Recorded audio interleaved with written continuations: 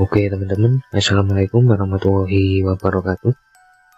Kembali lagi di Java Story ID ya.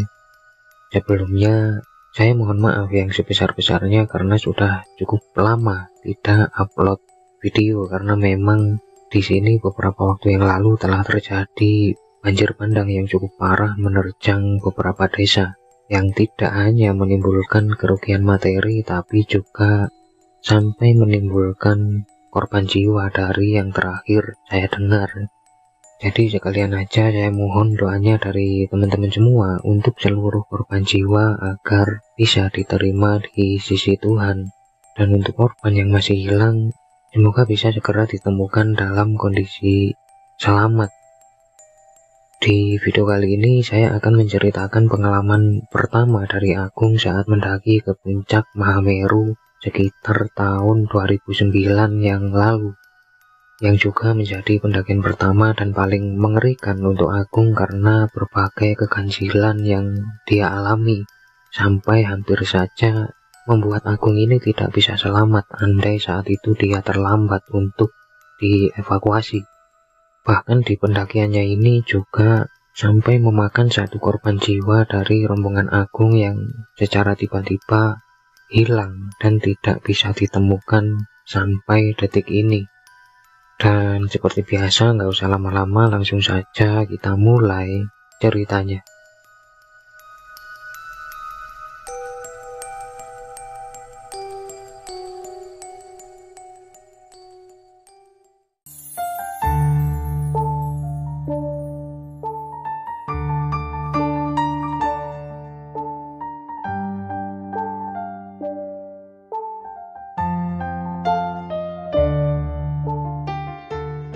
Singkat cerita, sebelum melakukan pendakian itu, Agung sebenarnya hanya pemuda biasa yang sama sekali tidak mengerti dan tertarik dengan dunia pendakian. Dia yang saat itu baru saja lulus SMA, sehari-hari hanya membantu orang tuanya di ladang sambil menunggu mendapat pekerjaan yang lebih baik, dan sama sekali nggak pernah kepikiran untuk mendaki kemanapun. Tapi anehnya, Agung mengaku sejak kecil setiap dia mendengar nama Gunung Semeru atau melihat langsung ke Gunung Semeru, ada perasaan seperti berdebar-debar, seolah-olah ada sesuatu di Semeru yang manggil-manggil dia. Dan hal itu terus terjadi sampai Agung menginjak masa SMA tanpa tahu apa penyebab atau alasannya. Sekitar 3 bulan setelah Agung lulus, secara tiba-tiba Agung didatangi oleh salah satu sahabatnya yang bernama Irfan, yang tahu-tahu menawarkan ke Agung untuk mendaki ke Semeru bersama Haris, kakaknya. Haris ini memang bisa dibilang seorang pendaki yang cukup aktif, yang memang pada saat itu dia diminta menjadi pemandu ke Semeru oleh beberapa mahasiswa dari salah satu kampus di kota Malang. Tapi ternyata menjelang hari keberangkatannya, ada 2 orang yang batal ikut dengan berbagai alasan. Sementara uang pembayaran dan registrasi yang sudah dibayarkan tidak bisa ditarik lagi, karena memang sejak awal seperti itu perjanjian mereka. Disitulah akhirnya Haris mengajak Irfan, adiknya, dan meminta Irfan untuk ngajak lagi satu temannya biar bisa mengisi slot yang kosong. Mendengar ajakan Irfan, Agung awalnya bingung antara ikut apa enggak, tapi karena Agung ini benar-benar penasaran dengan Gunung Semeru, akhirnya dia mengiyakan ajakan Irfan. Dan sebelum Irfan pulang, dia bilang ke Agung untuk nggak usah nyiapin apa-apa karena semua peralatan dan pakaian untuk mendaki akan dipinjami oleh Haris. Disitulah akhirnya mereka sepakat untuk ikut mendaki tanpa tahu akan ada banyak hal yang dialami oleh Agung di pendakiannya saat itu.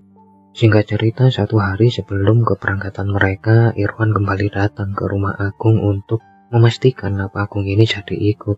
Dan Agung pun mengiyakan, yang kemudian Irfan bilang akan menjemput Agung nanti sekitar jam 2 dini hari. Malam itu, Agung sama sekali nggak bisa tidur karena terus berdebar-debar memikirkan akan seperti apa pendakian pertamanya ini. Sampai Agung tiba-tiba mendengar suara Irfan yang sedang manggil-manggil dia sambil mengetuk pintu di depan. Agung ini kaget karena nggak terasa ternyata sudah hampir jam 2 dini hari. Dia pun segera keluar, lalu mereka segera berangkat ke rumah Irfan yang ternyata ketika mereka sampai, di sana sudah ada 7 orang yang telah berkumpul, termasuk Haris, kakak dari si Irfan ini. Pada saat itu Agung pun diajak masuk dan disuruh segera mengganti pakaian yang sudah disiapkan oleh Haris.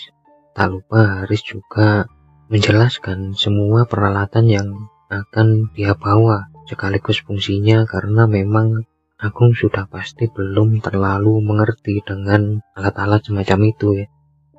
Sekitar jam 3 pagi mereka pun berangkat bersembilan dengan naik motor beriring-iringan, lalu berhenti di pasar tumpang untuk membeli segala macam logistik yang mereka perlukan dan langsung melanjutkan perjalanan menuju ke Gubuk Laka, karena memang mereka berencana untuk naik jeep atau truk menuju ke base camp Ranupane. Setibanya mereka di Gubuk Laka, hal cukup aneh mulai dialami oleh Agung, karena secara tiba-tiba Agung samar-samar mencium bau melati yang makin lama makin kuat. Agung sempat tanya ke anggota rombongan yang lain, tapi mereka mengaku tidak mencium bau apapun. Hal itu sempat membuat Agung heran, tapi tidak terlalu dia pikirkan. Cukup lama mereka saat itu menunggu jeep atau truk yang kata Haris memang biasanya lewat di situ, tapi sampai menjelang siang hari entah kenapa suasana sangat sepi, tidak ada satupun angkutan yang lewat sama sekali. Dan barulah sekitar jam 12 siang akhirnya ada salah seorang warga yang menawarkan untuk mengantar mereka dengan mobil bak. Pada saat itu karena mereka sudah nunggu terlalu lama, mereka pun mengiyakan tawaran itu walau dengan tarif yang lebih mahal, dan mereka akhirnya segera berangkat saat itu juga. Sesampainya mereka di Ranupane, mereka segera mengurusi Maksi lalu dilanjutkan makan sebelum memulai pendakian. Dan pada saat itulah Agung secara tidak sengaja melihat seorang pendaki dengan ransel merah yang lagi jalan sendirian ke atas. Kayaknya lagi solo hiking atau gimana gitu ya. Anehnya Agung rasa kayak sudah pernah ketemu dengan pendaki itu, tapi Agung sama sekali tidak bisa mengingat kapan mereka bertemu. Sekitar jam 3 sore, mereka akhirnya memulai pendakian menuju ke pos 1. Dan saat itu Agung berada di barisan ketiga dari belakang, sedangkan di depan Agung ini ada salah satu anggota rombongan yang di sini kita sebut saja namanya Salsa. Memang usia Salsa ini bisa dibilang masih sebaya dengan Agung, dan semenjak ketemu Agung di rumah Haris, Salsa memang terlihat sangat tertarik dengan Agung dan bisa dibilang kayak mepet-mepet terus gitu ke arah si Agung ini. Hal itu membuat Haris ini menegur Salsa beberapa kali agar dia lebih menjaga sikapnya selama pendakian, karena takutnya Salsa ini tidak fokus dan malah terjadi apa-apa selama mendaki gitu. Hal itu menjadi semakin rumit ketika ada satu lagi anggota rombongan yang di sini kita sebut saja namanya Bobby, terlihat kurang suka dengan sikap Salsa ke Agung, karena mungkin Bobby ini seperti juga menyukai Salsa ini. Dan semua itu membuat Agung merasa tidak nyaman sejak awal pendakiannya. Setelah sekitar 1 jam mereka jalan, Haris pun meminta semua anggotanya untuk istirahat karena memang beberapa dari mereka ini baru pertama kali mendaki, termasuk si Agung. Jadi Haris ini nggak mau terlalu maksain fisik mereka. Pada saat itulah Agung melihat nggak jauh dari tempatnya istirahat ada semacam gapura yang cukup besar, seperti terbuat dari batu-batuan mirip dengan sebuah candi, serta 2 patung tanpa kepala yang berada di sisi-sisinya. Agung sempat heran karena tadi seingat dia mereka sudah melewati gapura selamat datang. Kok sudah ada gapura lagi di sini gitu. Agung saat itu sama sekali belum menyadari kalau dia memang sedang diganggu, karena sebenarnya memang nggak ada gapura sama sekali di jalur itu. Singkat cerita, selesai istirahat, mereka pun lanjut lagi jalan dan Agung masih saja melihat, bahkan melewati gapura itu tanpa curiga sama sekali. Dan baru saja mereka melewati gapura itu, secara tiba-tiba Salsa mulai bertingkah aneh karena dia samar-samar mulai menyanyikan tembang-tembang Jawa dengan lirih di sepanjang perjalanan. Di situ entah kenapa semua nggak ada yang curiga sama sekali. Hanya Haris saja yang berkali-kali menoleh ke arah Salsa. Mereka pun akhirnya sampai di area pos 1 dan di situ Haris menghampiri Agung, lalu tiba-tiba meminta Agung untuk terus mengawasi Salsa ini tanpa ngasih tahu alasan yang jelas ya. Agung saat itu hanya mengiyakan saja tanpa berani tanya kenapa tiba-tiba Haris ini minta kayak gitu. Pada saat istirahat di pos 1 ini, sekalian nunggu maghrib, Haris memberi arahan sekaligus semacam kode untuk rombongannya karena hari sudah mulai gelap. Jadi kode ini untuk jaga-jaga kalau ada salah satu dari mereka yang capek atau kenapa-kenapa, tinggal meneriakkan kode itu saja, nanti yang di depan akan menunggu atau menghampiri. Dan sehabis maghrib mereka pun akhirnya lanjut lagi ke arah pos 2 dan berencana kalau memang memungkinkan akan maraton langsung ke pos 3 atau pos 4 biar nggak terlalu malam sampai di Ranukumbolo. Ketika mereka tiba di area Watu Rejeng, Agung melihat ada satu orang pendaki yang berdiri di area atas nggak jauh dari mereka. Pendaki dengan ransel merah yang tadi sempat dilihat Agung di Ranupane. Sebenarnya Agung ini sama sekali tidak curiga dengan pendaki itu, hanya sedikit bingung kenapa tidak ada satupun dari rombongan Agung ini yang menyapa dia gitu. Ya mereka ini cuma kayak terus jalan aja, kayak nggak ada siapa-siapa. Hal itu ternyata kembali terulang ketika mereka sampai di jembatan baru. Agung lagi-lagi melihat pendaki dengan ransel merah itu seperti berdiri di tepi jembatan sambil menatap ke arah bawah. Agung heran kok bisa pendaki ini sampai duluan di situ, padahal tadi rombongan Agung yang jalan duluan. Tapi Agung sama sekali tidak berani ngomong atau tanya ke rombongannya. Mereka akhirnya tiba di area Ranukumbolo sekitar jam 9 malam. Haris pun meminta untuk segera buka tenda karena mereka memang berencana buka camp dulu dan lanjut jalan lagi sekitar jam 1 atau jam 2 dini hari. Selesai buka tenda dan makan malam, mereka pun ngobrol-ngobrol dan di situ sepertinya sikap Salsa ini sudah mulai kembali normal. Dia tiba-tiba duduk di dekat Agung, bahkan juga minta digandeng oleh Agung yang justru membuat Agung ini canggung sendiri dengan sikap Salsa karena memang ya dilihatin orang banyak masa kayak gitu. Dan ternyata hal yang paling dikhawatirkan Agung pun benar-benar terjadi saat itu. Karena secara tiba-tiba Bobby berdiri dan beranjak pergi dari rombongan. Saat ditanya oleh Haris, Bobby hanya menjawab mau lihat-lihat aja ke sekitar dengan muka agak masam gitulah, mungkin karena cemburu ya.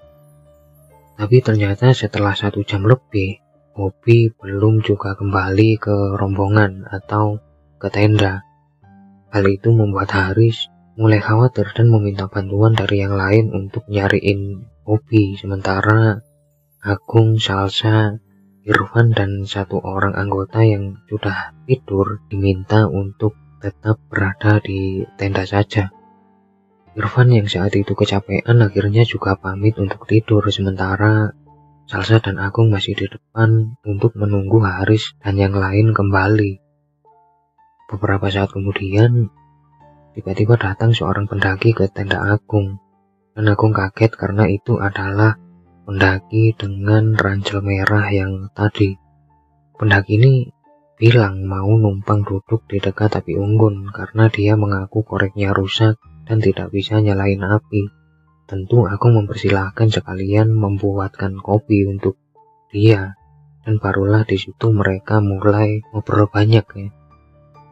Sosok pendaki ini banyak menceritakan pendakian-pendakian yang sebelumnya pernah dia lewati. yang entah kenapa Agung justru merasa seperti sudah kenal sangat lama dengan sosok pendaki ini. Bahkan perasaan berdebar-debarnya Agung ini tiba-tiba muncul saat itu. Dan di situ Agung sama sekali belum menyadari kalau Salsa tahu-tahu sudah gak ada di tempatnya. Agung baru menyadari ketika sosok pendaki ini pamit untuk pergi. Awalnya Agung mengira Salsa ini entah buang air kecil apa gimana, tapi setelah cukup lama nunggu Salsa ternyata dia ini gak balik-balik. Karena mulai khawatir, Agung pun coba manggil-manggil Salsa, dan saat itulah Agung melihat Salsa ini seperti berlari ke arah jalur tanjakan cinta. Spontan Agung akhirnya mengejar dengan kebingungan. Ngapain gitu Salsa ini lari-larian ke sana. Tapi makin dikejar Salsa justru makin jauh dan lama-lama sudah nggak kelihatan lagi oleh si Agung. Akhirnya di situ Agung memutuskan untuk kembali ke tenda dan berencana mau bilang ke Irfan kalau Salsa ini tiba-tiba lari. Tapi begitu Agung sampai di tendanya, Agung benar-benar kaget ketika dia melihat Salsa sudah ada di sana dalam keadaan kebingungan. Di situ Salsa mengaku sama sekali nggak kemana-kemana dan tahu-tahu melihat Agung lari ninggalin dia di depan tenda sendirian. Semua yang dialami Agung ini akhirnya membuat Agung cepat-cepat pengen tidur karena Agung mikir semua sudah terlalu aneh dan dia nggak mau mikir yang macem-macem lagi. Tapi ternyata teror yang dialami oleh Agung belum berhenti sampai di situ. Pada saat Agung baru saja tertidur, Agung tiba-tiba terbangun karena dia entah kenapa ngerasa seperti mendengar suara seperti anak ayam yang seolah-olah berada di sampingnya. Tapi begitu dia buka mata, nggak ada apa-apa sama sekali, padahal suara anak ayam ini terdengar sangat jelas di telinga Agung. Hal ini terjadi lagi ketika Agung kembali berusaha tidur. Saat dia merem, suara anak ayam ini kembali muncul, dan itu berulang kali terjadi sampai perlahan suara anak ayam ini mulai membesar dan berubah menjadi suara tawa wanita yang sangat menakutkan. Sontak Agung terbangun dengan ketakutan dan langsung keluar dari tenda. Tapi baru saja dia keluar, Agung dibuat semakin ketakutan karena tahu-tahu di seluruh area Ranukumbolo sudah dipenuhi dengan ratusan sosok-sosok menakutkan yang semuanya seperti melihat ke arah Agung. Tanpa pikir panjang, Agung pun lari tak tentu arah. Dia hanya terus lari sampai ketika dia berhenti, Agung sudah tidak tahu lagi di mana dia berada saat itu. Ditambah lagi, langit yang perlahan berubah menjadi kemerah-merahan. Seolah-olah Agung ini sudah berada di tempat lain, bukan di Semeru lagi. Pada saat itu, Agung hanya melihat ke sana kemari sambil ketakutan, sampai tiba-tiba Agung terpeleset jatuh ke jurang yang cukup dalam dan langsung pingsan saat itu juga. Agung kemudian tersadar ketika hari sudah mulai terang. Dia melihat ke sekelilingnya. Sepertinya memang jurang itu benar-benar dalam karena hanya sedikit cahaya yang berhasil menembus ke bawah. Agung merasakan nyeri di kakinya yang saat dia lihat, ternyata memang kakinya ini tertusuk semacam batang kayu kecil dan mengeluarkan banyak darah. Agung saat itu kembali panik karena nggak tahu gimana caranya dia naik dalam kondisi seperti itu. Sekuat tenaga Agung berusaha naik sambil menahan nyeri di kakinya, tapi makin lama Agung justru semakin lemas dan matanya mulai berkunang-kunang. Saat itulah Agung merasa antara sadar dan tidak, Agung seperti dihampiri oleh pendaki dengan ransel merah yang sejak kemarin dia temui. Pendaki itu akhirnya membangunkan Agung dan menuntunnya menembus semak-semak di dasar jurang. Dan tak bagaimana ceritanya mereka justru sampai di semacam perkampungan. Perkampungan ini cukup aneh menurut Agung karena meski ada banyak sekali rumah-rumah penduduk, tapi tidak ada satupun orang yang keluar atau beraktivitas. Hanya ada Agung dan sosok pendaki ini yang berjalan menyusuri kampung, yang kemudian mengajak Agung untuk masuk ke salah satu rumah di situ. Begitu mereka masuk, Agung benar-benar heran karena ternyata ada banyak sekali pendaki lain di dalam rumah itu, yang entah kenapa mereka semua terlihat dengan jelas, seperti dalam keadaan kesedihan atau kebingungan. Tapi yang membuat Agung lebih kaget lagi, ternyata di situ juga ada Salsa yang sedang duduk dengan tatapan kosong dan sama sekali tidak merespon ketika ditanya oleh Agung. Sosok pendaki dengan ransel merah ini kemudian mengajak Agung untuk ke belakang ke salah satu ruangan, dan mereka pun duduk di situ. Pada saat itu Agung masih belum bisa membedakan apa yang dia alami ini mimpi atau nyata ya. Sampai tiba-tiba sosok pendaki ini bilang sesuatu ke Agung. Sekarang belum waktumu berada di sini. Ini bukan tempatmu. Kamu harus pulang. Sampaikan salamku ke ibumu dan keluargamu. Bilang ke mereka, aku minta maaf dan aku baik-baik saja di sini. Pada saat itu Agung hanya bisa diam dan kebingungan dengan maksud dari sosok pendaki ini. Yang kemudian secara perlahan Agung mulai melihat setitik cahaya yang makin lama makin silau sampai membuat Agung terpaksa menutup mata. Dan ketika Agung kembali membuka matanya, tahu-tahu dia sudah berada di atas tandu yang sedang digotong oleh tim relawan yang berhasil menemukan Agung dalam keadaan sekarat di dasar jurang. Tim relawan ini bilang andai mereka sedikit saja terlambat, mungkin saja Agung sudah tidak bisa selamat. Tapi semua pertanyaan Agung sama sekali belum terjawab. Dan barulah sekitar 2 minggu setelah Agung dirawat dan dibawa pulang, Haris dan Irfan datang lalu menceritakan apa yang sebenarnya terjadi di pendakian mereka saat itu. Singkat cerita, jadi saat Haris ini sudah kembali dari mencari Bobby yang gak kunjung balik di Ranukumbolo, Haris sudah mendapati tenda mereka dalam keadaan sepi. Hanya ada Irfan dan satu orang lagi yang sedang tidur, sementara Agung dan Salsa sudah gak ada. Mereka pun segera melakukan pencarian, tapi ternyata Agung dan Salsa tidak berhasil mereka temukan, dan mereka memutuskan untuk turun lalu minta bantuan di bawah. Dan baru di hari ketika pencarian, mereka menemukan jejak-jejak Agung yang setelah mereka telusuri, mereka melihat Agung ada di dasar jurang. Pada saat itu, Agung akhirnya juga menceritakan apa yang dia alami. Tapi ketika Agung menyebutkan ciri-ciri pendaki dengan ransel merah itu, Ibu Agung seperti kaget dan berlari ke kamarnya, yang kemudian dia keluar dengan membawa semacam foto yang sudah terlihat sangat tua. Dan saat Agung melihat foto itu, Agung benar-benar kaget karena ternyata itu adalah foto dari pendaki dengan ransel merah yang selama ini dia temui saat mendaki.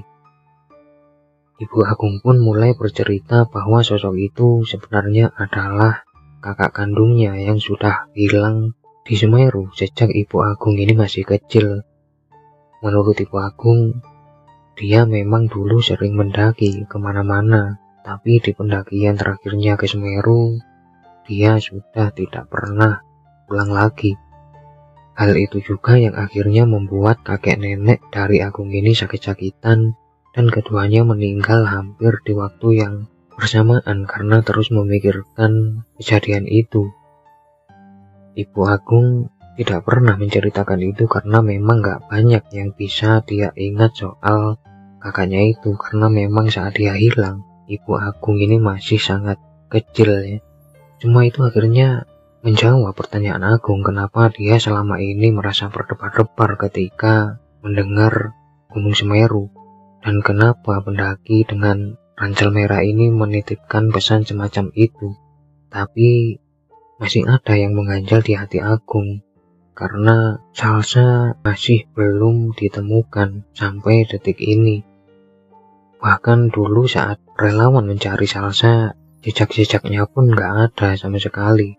Nggak ada yang tahu kemana dia, nggak ada yang tahu juga apa yang menimpa Salsa, dan Agung pun nggak tahu kenapa dia juga melihat Salsa ada di rumah tempat dia dibawa oleh pendaki dengan ransel merah yang ternyata adalah kakak dari ibunya itu.